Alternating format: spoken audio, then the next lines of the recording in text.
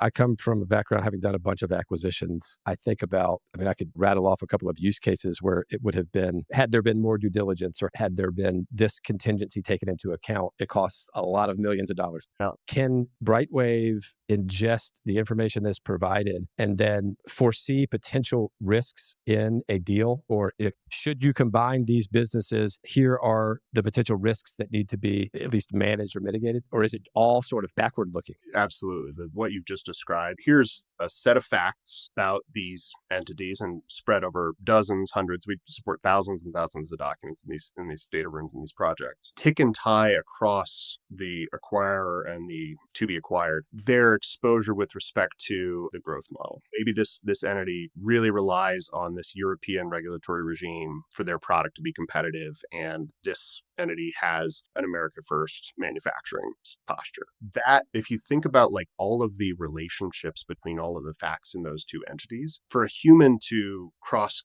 correlate and remember, 40 pages later, this growth model is at odds with the stated objectives of the acquirer, it's like that's going to come up maybe in those management calls, but you've sunk 6 hours into that deal. Right.